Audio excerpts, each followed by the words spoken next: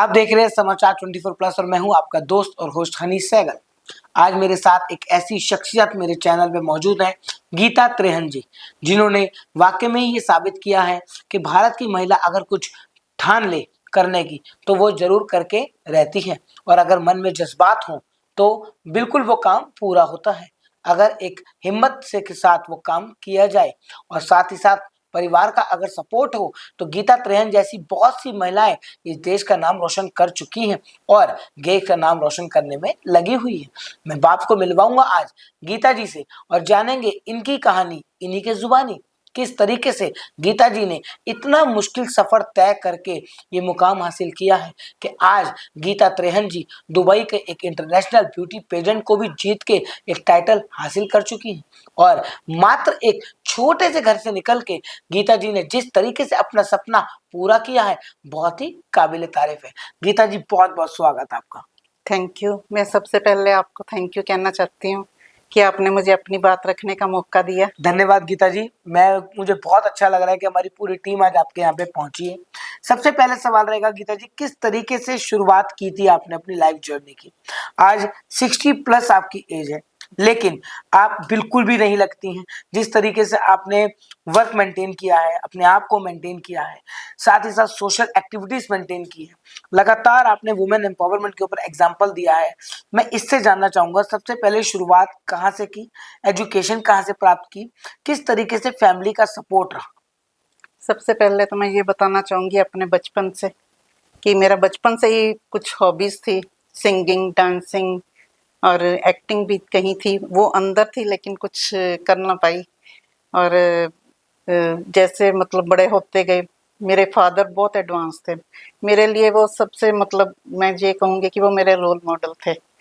उन्होंने मुझे हमेशा सपोर्ट किया। उन्होंने मुझे, हम सबको, हम बहनें थी, 5 बहनें थी, और हम सबको बहुत, उस ज़माने में जब मतलब आसपास का माहौल इतना कंजर्वेटिव था और हमें इतनी फ्रीडम दी हुई थी कि हमें अपने मतलब बच्चों के जैसा, बेटों की तरह हमें रखा कि आप कुछ भी करो, मेरी तरफ से खुली छूट है, लेकिन बस मेरी इज्जत का ध्यान रखना और कुछ नहीं। तो वो हमारे लिए, हमने हर तरह की ड्रेसेस जो आज बच्चे पहनते हैं हमें तब पहनने का उन्होंने कभी नहीं रोका, कहीं आने जाने से नहीं रोका। तो हमारा कॉन्फिडेंस तो वहीं से ही शुरुआत हुई, जब मतलब कहीं भी उनको, वो मेरे फादर जो थे फ्रीडम फाइटर थे और डॉक्टर सेल के कांग्रेस आई के प्रेसिडेंट थे। तो उनका काफ़ी ज़्यादा, आज जो फिल्मों में हीरो हैं, मेरे लिए वो एक रियल लाइफ हीरो थे। वो जस्ट लाइक ए हीरो थे। उन्होंने ऐसे लोगों के हेल्प की या जान से बचाया उनको, अपने जान पर खेल कर उन्होंने अपना एक नाम रोशन किया था रेलवे लाइन में, जो हमारे लिए बहुत प्राउड की बात थी। और आसपास का एनवायरनमेंट इतना डर्टी था, जैसे कहते हैं कि गुंडागर्दी, बदमाशियाँ, वो सब थी। उन्होंने जाकर उस माहौल में सबको मतलब किया, पुलिस के साथ मिलकर। बहुत उनके अंदर जो हिम्मत थी, वो वहीं से हमें भी आई हिम्मत। बहुत सही बता रही मैं गीता जी आप। और जिस तरीके से अगर किसी परिवार की नींव ही अगर स्ट्रांग हो तो उसका फल बहुत मीठा खिलता है। जिस तरीके से हम पौधे के अंदर बीज डालते हैं और बीज के अंदर हम रेगुलर पानी देते हैं, जिस तरीके से ये बता रही है कि इनके फादर ने इनकी जिस तरीके से परवरिश करी, साथ ही साथ जब इनको ये पैदा हुई, इनको किस तरीके से रखा, गुंडागर्दी का माहौल था, एनवायरमेंट अलग थी, बच्चा वहां पढ़ नहीं सकता था, उसके बावजूद भी गीता जी यहाँ तक पहुंची।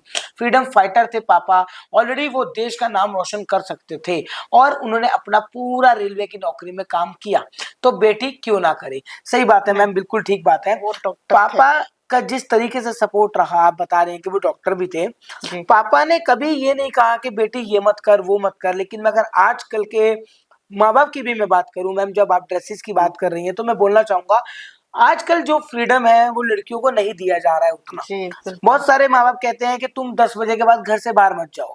बहुत सारे लोग कहते हैं कि तुम्हारे पर ये अटैक हो जाएगा, वो हो जाएगा। तो क्यों मैम ये फ्रीडम आपके जमाने में क्यों था और आज क्यों नहीं है?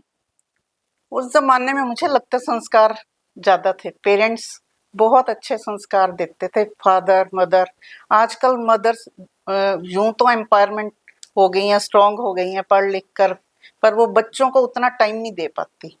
और मुझे लगता है कि कुछ फैमिली का माहौल ऐसा हो गया, या इसमें लड़कियों का कसूर नहीं है, इसमें मैं थोड़ा कसूर ये मानूंगी कि लड़कों का ज्यादा है। वो भी रीजन ये होता है कि अगर फादर अपने वाइफ को अपने बेटों के सामने ही डांटे या कुछ भी फटकार दे, तो वो क्या है कि बच्चों के मन में ये चीज एक आ जाती है, लड़कों के मन, खासतौर लड़कों के मन में, कि इनके अंदर मतलब लड़कियों औरतों को दबाना ही चाहिए, औरतें उतनी पावरफुल नहीं है। इस रीजन से मुझे लगता है कि आदमियों की जो मानसिकता है ना, वो थोड़ी सी इस तरह खराब होती चली गई है। आपने ये बताया कि जो आदमी है उनको बच्चों के सामने अगर वो अपनी वाइफ को या अगर वो अपनी बहन को या किसी को या कोई घर की महिला को अगर डांट दे किसी गलती पे, तो वो उनके लिए एक सबक होता है। लेकिन मैं ये सवाल पूछना चाहूंगा, जितने मेरे चैनल पे इस वक्त लोग मुझे देख रहे हैं, आजकल की लड़कियां मैम डांट सुन सकती हैं?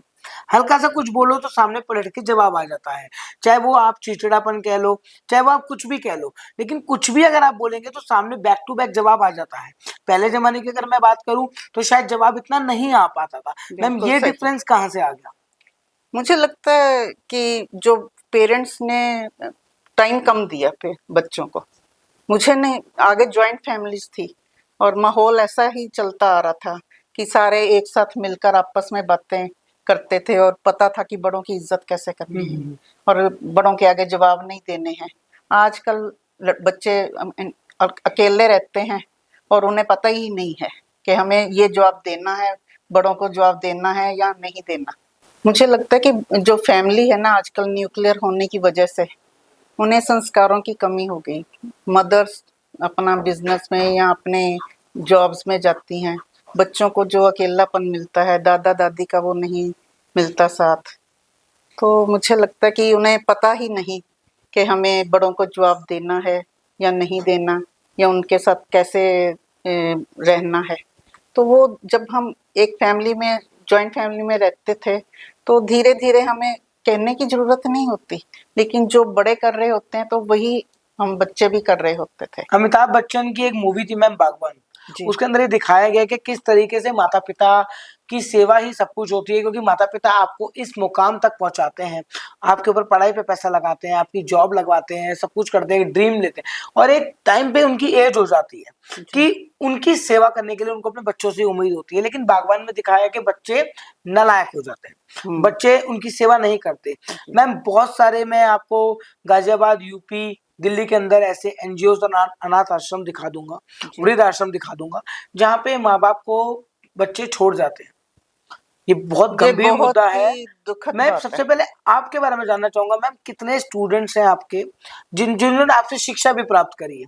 उसके बाद आप अपने बच्चों के बारे में बताएंगी कि किस तरीके से आपके बच्चे आज आपकी सेवा में लगे हुए हैं, जो आप हर जगह बताती हैं। मेरे बच्चे तो मैं कहूँगी कि हाँ, अलग हैं। उन्होंने मुझे कोई कमी नहीं रखी कभी भी। मेरे बच्चे बहुत अच्छे, मैंने उनको बहुत टाइम दिया है। मैं जी ही समझो अपने बच्चों के लिए हूँ। तो मैंने अपने बच्चों को दोस्त बना कर रखा, उनको अच्छा बुरा सब समझाया, उनको एक एक जहाँ डांटने की जरूरत थी वहाँ डांटा है, जहाँ प्यार की जरूरत थी प्यार दिया है, जहाँ समझाने की जरूरत थी समझाया। कितने बच्चे हैं मैम आपके? मेरे 2 बच्चे हैं, एक बेटी है एक बेटा है। तो मेरे बच्चे दोनों ही बहुत क्या अच्छे करते हैं हैं। दोनों? दोनों ही मैरिड हैं, अपने अपने घर। बेटी हाउसवाइफ है और दामाद मेरा बिल्डर है, और मेरी डॉटर इन लॉ भी है, वो भी हाउसवाइफ है। मेरा बेटा सॉफ्टवेयर इंजीनियर है, तो वो दुबई में रहते हैं।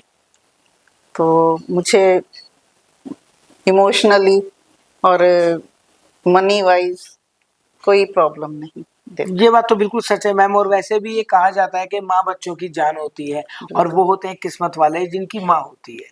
तो कितना उम्मीद करती हैं अपने बच्चों से कि आगे आने वाले समय में, और किस तरीके से उन्होंने आपको अभी तक सपोर्ट किया है? क्योंकि अब आप इस एज में हैं कि आपको खुशी चाहिए, एनवायरनमेंट चाहिए, और बहुत ही क्लीनलीनेस, हाइजीन चाहिए, सबसे ज्यादा वो जरूरी है। अभी तक आपने बच्चों को सपोर्ट किया, इस मुकाम बना दिया कि आज बच्चे खुद कमा रहे हैं, और साथ ही साथ आपको, हस्बैंड को, अपने माता पिता को खुश रख रहे हैं। जी, मैं तो दुनिया के लिए एक एग्जाम्पल देना भी चाहती हूँ अपने बच्चों का ही। जिस तरह मेरे बेटे ने मुझे मिसेज इंटरनेशनल के लिए सपोर्ट किया, एनकरेज किया। मैं कहती हूँ कि सब बच्चों को अपनी माँ के लिए ये करना चाहिए कि उन्हें इतना, जो अधूरे सपने थे हमारे, जो पढ़ते पढ़ते अधूरे रह गए, शादी हो गई, तो आज उसने कहा कि आपने हमें स्टैंड कर दिया, अब आप करो अपने लिए। अपनी आपको खुशी मिलती है ना इस बात में। आपका सपना अधूरा था, आप चाहते थे कि मैं कुछ भी करूं लाइफ में, तो कहते कोई बात नहीं, आप जाओ करो। मैंने अभी थोड़ा ये बोला कि नहीं, पता नहीं इस एज में क्या अच्छा लगेगा, या कहता है क्यों सोचना, इतना करो ना, आप कर सकते हो, यू कैन डू। मैंने कहा, फिर मुझे उसने सपोर्ट किया, उसकी वजह से मैं आज, आप भी अगर आए हो तो उसकी वजह से ही हो आज जो मुझे पूछ रहे। कितनी अच्छी बात है कि अगर मम्मी कुछ करना चाहे और बेटा उसको हर चीज में सपोर्ट कर दे, बहुत बड़ी बात है। इनके बेटे इस वक्त दुबई में है, मैं आपको बता दूं, और बहुत ही जानी मानी हस्ती है, एक गिने चुने लोगों में इनके बेटे का नाम आता है। और सीरियसली मैं बताऊं कि बहुत ही वेल सेटल्ड भी है और बहुत अच्छे से अपने माता पिता का ध्यान रख रहे हैं। मैं मिसेज इंटरनेशनल की गीता जी ने बात करी, मैं उसी पे आने वाला था। एक इन्होंने ब्यूटी पेजेंट अभी हाल ही में लॉन्च हुआ था और उन्होंने पार्टिसिपेट किया था। आशीर्वाद कंसल्टेंट्स एक बहुत ही जानी मानी इवेंट कंपनी है, जिनकी जो फाउंडर्स हैं वो दो बहनें हैं, जिन्होंने पूरी दिल्ली, एनसीआर, गाजियाबाद, यूपी, यहाँ तक कि दुबई के अंदर अपना झंडा गाड़ रखा है। अंशु मुदगल और मधुर शर्मा जी, जो कि बहुत ज्यादा मेहनती हैं, साथ ही साथ समाचार 24+ की बोर्ड ऑफ डायरेक्टर भी हैं, और वो भी शायद इस वक्त आपका इंटरव्यू देख रही होंगी। किस तरीके से मैम इन दोनों बहनों का जो जलवा है वो आप तक पहुंचा, आपको किस तरीके से ब्यूटी पेजेंट का पता लगा, और किस तरीके से आप भारत का नाम रोशन करने दुबई पहुंच गई अपने बेटे और फैमिली सपोर्ट के साथ? एक्चुअली क्या, मैं वैसे ही दुबई अपने बेटे के पास गई थी, तो वहाँ मैच चल रहा था हिंदुस्तान पाकिस्तान का, वनडे मैच था, तो वहाँ हम देखने गए थे। और ये दोनों बच्चे आपस में फ्रेंड्स थे, मधुर जी की डॉटर और मेरा बेटा, कुलीग भी हैं और फ्रेंड्स भी हैं। तो वहाँ वो भी मिले और मैं भी मिली। तब मैंने उनसे पूछा कि आप क्या करते हैं, तो उन्होंने बोला कि मैं ये इवेंट्स करती हूँ, हमारा आशीर्वाद कंसल्टेंट का जो है कि कंपनी है। कैसा लगा मैम मिलके तो दोनों बहनों से? मुझे बहुत, मैं तो बहुत ज़्यादा इंटरेस्टेड और वो हो गई थी कि अच्छा, बहुत अच्छी बात है कि जब आप इतना कुछ कर रहे हो तो बताओ इस बारे में। हमने मैच कम देखा, मैंने उसके बारे में ज़्यादा जाना क्योंकि मेरा इंटरेस्ट ज़्यादा इस तरफ चला गया। तो क्या टाइटल जीता मैम, और जिस तरह से आप जब रैंप पे चली, क्या फीलिंग्स थी उस टाइम की? क्योंकि रैंप जो 20 फुट का होता है, हर महिला और या हर कंटेस्टेंट, जो भी कंटेस्टेंट उस पर चलता है, चाहे मेल हो चाहे फीमेल हो, 20 फुट के रैंप पे जब आप चलते हैं तो आपकी फीलिंग्स अलग होती हैं। दोनों तरफ ऑडियंस होती है, सामने बहुत सारे कैमराज होते हैं, बहुत सारे लोग कैमरा कॉन्शियस भी होते हैं, बहुत सारे लोगों का स्टेज पे कॉन्फिडेंस डाउन हो जाता है। किस तरीके से आपका एक्सपीरियंस रहा? मेरा एक्सपीरियंस काफ़ी कॉन्फिडेंट था, मैं काफ़ी कॉन्फिडेंट फील कर रही थी, मुझे ज़रा भी झिझक फील नहीं हुई। और यूँ कह लो कि पहले मैंने शायद 2 फिल्में की थी, कैमरा फेस किया हुआ था, हिंदी शॉर्ट फिल्म्स थी नोएडा सिटी फिल्म के लिए। तो उसके बाद मेरा ख्याल 2 साल बीते, उसके बाद मैंने ये पेजेंट किया। और उसके बाद मुझे उस टाइम वॉक पे तो नहीं कुछ भी फील हुआ, जब स्पीकिंग थी थोड़ा नर्वस फील कर रही थी। तो बाकी तो मेरा, मुझे बहुत कॉन्फिडेंस तब भी फील हो रहा था, उसके बाद तो और भी हुआ जब लोगों ने यहाँ आकर वेलकम किया मेरा, जो मेरी फ्रेंड्स अंशु ने जी किया। और मधुर जी के द्वारा जो ग्रूमिंग सेशन किए जाते हैं, या किसी भी फैशन शो के अंदर अगर देखें, तो जो ग्रूमिंग सेशन होता है जिसमें आपको कॉन्फिडेंस, आपकी नॉलेज, आपकी वोकेबलरी, आपका डिक्शन, किस तरीके से way of talking, way of grooming, way of walking, सबसे ज्यादा तो वो इम्पोर्टेंट है। किस तरीके से उनकी ग्रूमिंग आपको अच्छी लगी, और 3 दिन के अंदर आपने ऐसा क्या सीखा जो आपने रैंप पर एक टाइटल विन किया, और वो कौन सा टाइटल था?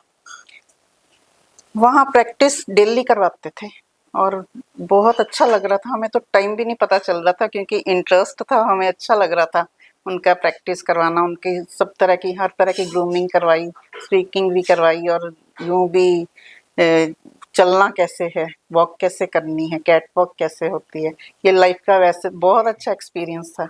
जो कभी सपना था वो साकार होता नज़र आ रहा था तब, तो बहुत अच्छा रहा। और मैंने ब्यूटी इनसाइड आउट का टाइटल जीता है, जो मुझे इस उम्र में गर्व की बात है मेरे लिए भी, तो मुझे बहुत अच्छा लगा और एक कहावत है मैम के एक कामयाब आदमी के पीछे हमेशा एक औरत का हाथ होता है, लेकिन अगर मैं बात करूं गीता त्रेहन की जो इस वक्त चैनल पे बैठी हैं, एक कामयाब औरत के पीछे मैम किसका हाथ है? मेरी फैमिली, मेरे हस्बैंड, मेरे बेटे का हाथ है, मेरी डॉटर इन लॉ, सबने मेरा साथ दिया, मेरी डॉटर ने दिया, सभी फैमिली मेंबर्स का मेरा साथ था, इसलिए मैं यहाँ तक ये सब कर पाई। सबसे ज्यादा मैम मैक्सिमम दिल्ली के अगर मैं फैशन शोज की बात करूं तो समाचार 24 प्लस ने बहुत कवरेजेस करी है। लगातार घर घर जाके हमने ऐसी महिलाओं से बात करी है जो ब्यूटी पेजेंट्स जीत के आती हैं। बहुत सारे क्वेश्चंस मेरे पास आते हैं कि हनी जी हस्बैंड हमें सपोर्ट नहीं करते या हमारे बच्चे हमें सपोर्ट नहीं करते, और जो खासकर इन लॉज वाली बात आ जाती है मैम वहाँ पे सास ससुर सपोर्ट नहीं करते। ऐसे लोगों को जो आपको अभी देख रहे हैं, क्या एग्जाम्पल रहेगा कि क्यों वो एक अगर महिला के अंदर कुछ करने का जज्बा है, वो चाहती है, वो अगर आपके लिए सब कुछ करती है, तो क्यों उसको परमिशन नहीं दी जाती? मुझे लगता कि ये गलत है, करना चाहिए। जिस माँ ने, जिस औरत ने पूरा घर, उसकी ड्यूटी क्या ड्यूटी नहीं? क्या जो आदमी काम करके आता है वही काम है? क्या जो घर में काम होता है वो काम नहीं है? वो बस बिना पेमेंट के, बिना पे की वो सर्विस करती है और उसकी कदर नहीं है एक्चुअली। जिस दिन वो पे लेने लग जाएगी घर के काम की तो मुझे लगता है कदर पड़ जाएगी। तो वैसे सबको सपोर्ट करना चाहिए और सोचना चाहिए उसके बारे में, जो आपके लिए, जो आपको डॉक्टर बना रही है, इंजीनियर बना रही है अपने बच्चों को, क्या वो खुद के सपने तोड़कर ही तो आपको आपके सपने साकार कर रही है? सही बात है। तो सोचना चाहिए उसके बारे में। जब आपने ब्यूटी पेजेंट का बताया अपने हस्बैंड को, जब बात डिस्कस करी जी। तो उनका क्या रिएक्शन था? उनका तो इमीडिएट यही रिएक्शन था, करो। अरे वाह, करो, जरूर करो। सही बात है, करो, और वाकई में ही करना चाहिए। तो बिल्कुल ये सही बात आप बता रही है। फ्री हो तो क्या, क्यों बैठना? नहीं, बिल्कुल ठीक बात है, मैं आपकी बात से बिल्कुल सहमत हूँ। अगर ऐसा कॉन्फिडेंस अगर आप लोग पालें तो जो आप करना चाहते हैं वो वाकई में ही करते रहेंगे। एक बहुत गंभीर मुद्दा है मैम, आप महिला हैं और मेरे घर में भी बहुत सारी महिला हैं। कहने का मतलब ये कहना चाहूंगा कि किस तरीके से आजकल महिलाओं पे अत्याचार हो रहा है, एसिड अटैक्स हो रहे हैं, रेप्स हो रहे हैं, छोटी छोटी बच्ची का रेप हो जाता है। अभी हाल ही में न्यूज आई थी कि नोएडा सेक्टर 5 में नाबालिग बच्ची थी मैम 12 साल की, जी। लैंडलॉर्ड ने रेप कर दिया, उसके बाद बच्ची को काट के डस्टबिन में फेंक दिया। एमसीडी सुबह वाला आता है, स्मेल आती है, बच्ची का वो मिलता है, बाद में पता लगता है कि लैंडलॉर्ड था। और मतलब किस तरीके से मैम लोगों की मानसिकता हो गई है, इसके ऊपर पहले क्या रहेगा? बहुत दुखद बात है। पहले तो ये बहुत दुख होता है जब भी ऐसा कोई केस सुनाई देता है, तो सुनकर अच्छा नहीं लगता। मन तो ये करता है कि कैसे कैसे ऐसे लोगों को सुधारा जाए। कानून या तो सख्त होने चाहिए ऐसे कि जिसमें आदमियों को पता हो कि ये अगर गलत काम किया, तो कोई भी गलत काम होता है तो जब सजा सख्त होती है ना, तो आदमी सोचकर ही करता है। मैम सजा तो निर्भया केस में भी हुई थी, देश विदेश तक निर्भया कांड पहुंचा था, लेकिन क्या निर्भया केस के बाद दोबारा रेप नहीं हुए? लेकिन रेप रुक नहीं मुझे रहा है। लगता है कि आदमियों की मानसिकता ही खराब है। औरत औरत का इसमें क्या कसूर है? जो चाहती ही नहीं ये सब करना, तो आदमी जबरदस्त जो करते हैं उनकी मानसिकता खराब है, उनके संस्कार सही नहीं है। वो अपने घर से पता नहीं क्या लेकर सोचकर चलते हैं। तो मुझे लगता है कि एक फादर को अपनी वाइफ के सामने ना डिसरिस्पेक्ट नहीं करना चाहिए। डिसरिस्पेक्ट करते हैं तो बच्चों के ऊपर असर जाता है, वही बेटों पे ज़्यादा, क्योंकि वो औरत की इज्जत नहीं करते। और चाहिए कि औरत की, जब आदमी औरत की इज्जत करता है तो उसको लगता है कि हाँ, मुझे बाहर हर औरत की इज्जत करनी चाहिए, चाहे वो रिश्ते में कोई भी हो। तो सबसे मेन बात तो यही है कि घर से भी एक जड़ यही है, घर से ही शुरुआत होती है। कानून भी सख्त होना चाहिए और उस पे भी इफेक्ट होना चाहिए कि बार बार आप हर एक केस पे एक ऐसा कानून निकलना चाहिए, बनना चाहिए कि जिस पे कोई भी रेप केस हो तो उसको सजा सख्त मिलनी चाहिए, ताकि आगे दूसरे को ये एग्जाम्पल हो कि अगर मैंने ये किया तो फिर हमारे साथ भी वही होगा जो उसके साथ हुआ। बहुत ठीक बता रही हैं गीता जी, और जिस तरीके से मैं भी ये आप लोगों से रिक्वेस्ट करूंगा, जो भी इस वीडियो को देख रहा है या जो भी चैनल को देखते हैं, आप लोगों के कारण ही चैनल आज यहाँ तक पहुंचा है। ये ऐसा सच में कानून बनना चाहिए जो वाकई में महिलाओं के सम्मान के लिए बात करे, महिलाओं के ऊपर होने वाले अत्याचार के लिए बात करे, महिलाओं को सम्मान दिलाने के लिए बात करे और महिलाओं को अपने राइट को जानने के लिए बात करे। लेकिन अभी तक ऐसा ठोस कानून नहीं बन पाया है। कानून में महिलाओं की जरूर सुनी जाती है, ये बात बिल्कुल सच है, लेकिन कानून के अंदर ऐसा कोई कानून नहीं बना है कि अगर आपने महिला के साथ गलत किया तो आपको सजा होगी, सजाए मौत होगी। निर्भया केस बहुत फेमस हुआ था। जी। निर्भया केस इसलिए फेमस हुआ था क्योंकि वो देश विदेश तक उसकी चीख गूंजी थी। तब जाके 4 लोगों को फांसी हुई थी और 5वें बच्चे ने, नाबालिग ने खुद अपने आप को फांसी लगा ली थी। मैम, अगर निर्भया केस जैसे ऐसे अगर एक्शंस होने लगे, सजाए मौत डिक्लेयर कर दी जाए, तो मैम शायद हमारी माँ बेटियां बच जाए। बच जाए, बिल्कुल। ये तो बिल्कुल सही बात है कि कानून सख्त होना चाहिए। घर से भी सोच अच्छी लेकर, जैसी सोच वैसा मन, वैसा ही हम रिएक्ट भी करते हैं। तो मुझे लगता है कि घर से ही संस्कार ऐसे होने चाहिए कि बच्चों के मन में ये चीज़ बैठी होनी चाहिए कि हमें औरत की इज्जत करनी है, हमें वो डोमिनेट करने वाली नहीं है। अभी तो शुक्र है कि पिछले ज़माने से इस ज़माने में बहुत चेंज आया है। पहले भी बहुत डोमिनेटिंग होती आई है, बहुत सहनशीलता, एक एक टाइम तक आकर जवाब देना शुरू कर देती है। तो मुझे लगता है कि अब जो समय है औरत का उठने का है, सिर उठाकर चलने का है, और इसके लिए कानून भी सख्त बनने चाहिए कि जो किसी के लिए, किसी के आगे या इस तरीके का कोई हादसा ना हो, कोई रेप केस ना हो। और कानून, ये तो हम कानून बनाने वालों को रिक्वेस्ट कर सकते हैं कि आप कानून कोई ऐसा सख्त बनाएं कि ऐसा केस कभी दोबारा ना कोई कर सके। पिछले 60 वर्षों में आपके साथ कोई ऐसा मोमेंट हुआ हो जिसको आप हमेशा याद करके इमोशनल हो जाती हैं, या वो आपको मोमेंट बहुत याद आता है, वो लोगों को बताना चाहेंगी? मेरे मोमेंट्स तो मेरी फैमिली थी, मेरे बहन भाई थे, हमारा तो माहौल काफ़ी अच्छा था, काफ़ी खुला, और बहुत हंसी मजाक और अच्छे माहौल में हम पले बड़े हुए हैं। तो वही हमारे लिए इमोशनल था। बाद में जब शादी के बाद अलग होना, फिर उनके साथ एक एक की शादी के बाद हमारे बहन भाई सब बहुत अच्छे थे, इमोशनल रहे, हम लोग आपस में जुड़े रहे। और ऐसा हमारे साथ टचवुड कोई ऐसा सीन नहीं, बहुत अभी कहाँ सपोर्ट रहते था। हैं मैम बहन भाई? अभी कोई भाई ऑस्ट्रेलिया, सिस्टर भी एक ऑस्ट्रेलिया रहती है, एक दुबई में है, एक थाईलैंड में गई है अभी। तो एक हमारा भी आना जाना दुबई में रहता ही है। बढ़िया मैम, अच्छी बात है, आप और दुनिया, देश दुनिया घूमे। मैम, आप टाइम पास कैसे करती हैं?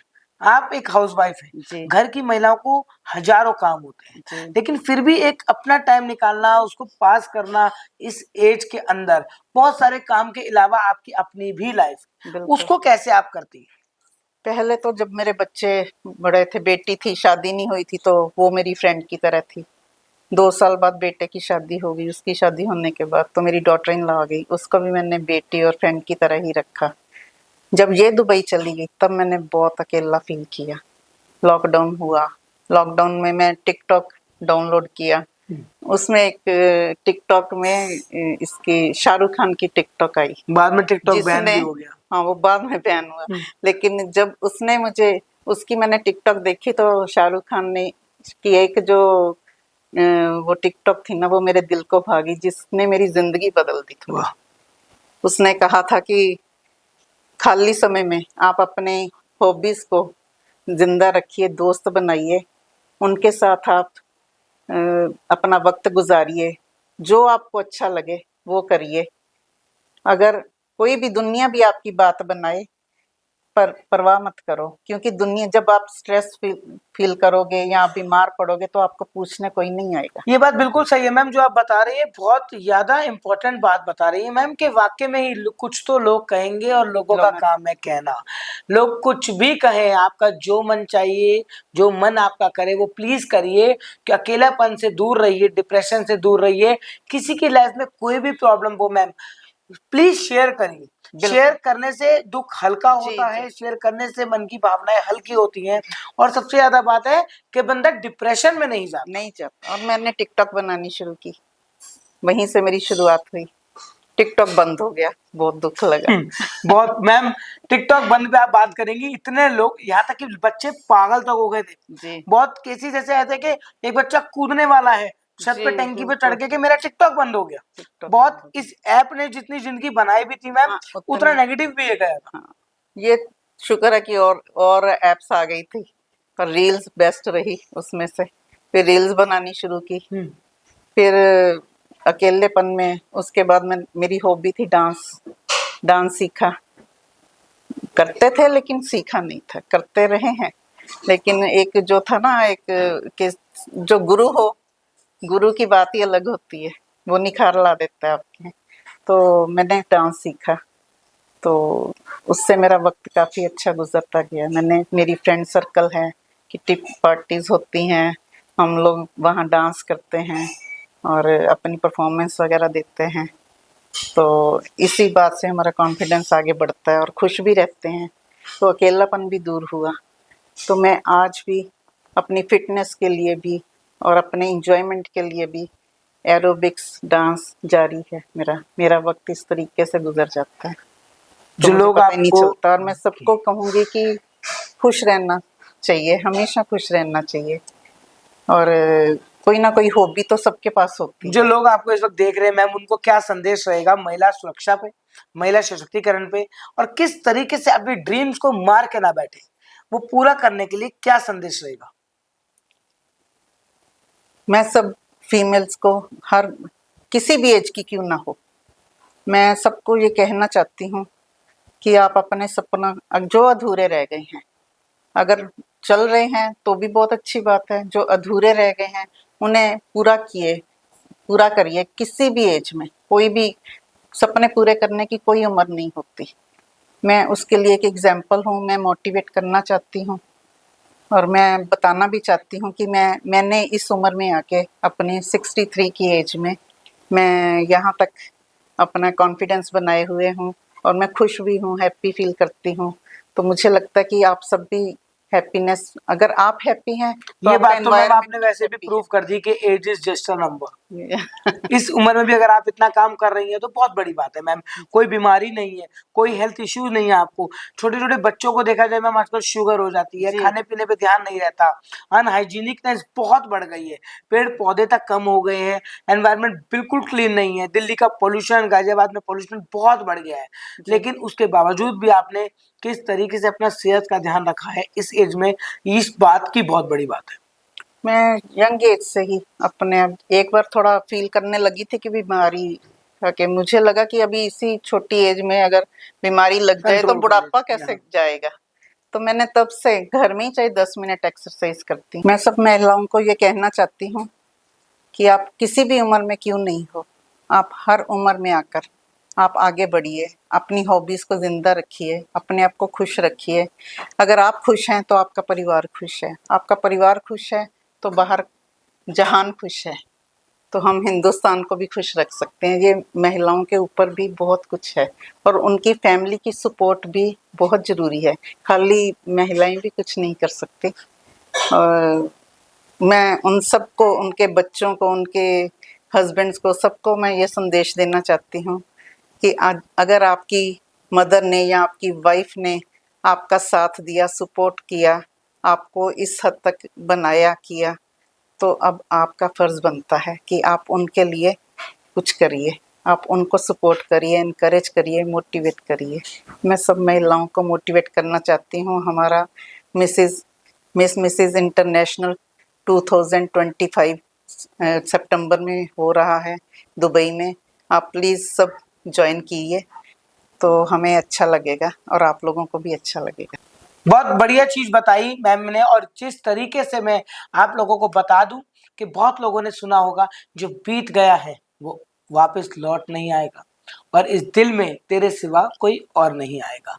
ये बात इसलिए मैं कह रहा हूं कि जो भी आपका मन करे वो करिए, जो भी आपका मन करे वो सुनिए, और सुनिए सबकी, करिए मन की। मैं आपको ऐसी ही जानी मानी शख्सियतों से मिलवाता रहूंगा, और आप लोगों के प्यार और स्नेह के साथ यूं ही समाचार 24 प्लस ऐसे ही आगे बढ़ता रहेगा और ऐसे ही गीता त्रेहन जैसे लोगों से हम आपकी मुलाकात करवाते रहेंगे। तब तक के लिए नमस्कार। सब्सक्राइब करें हमारे YouTube चैनल समाचार 24+ को और लेटेस्ट अपडेट के लिए बेल आइकन पर क्लिक करें।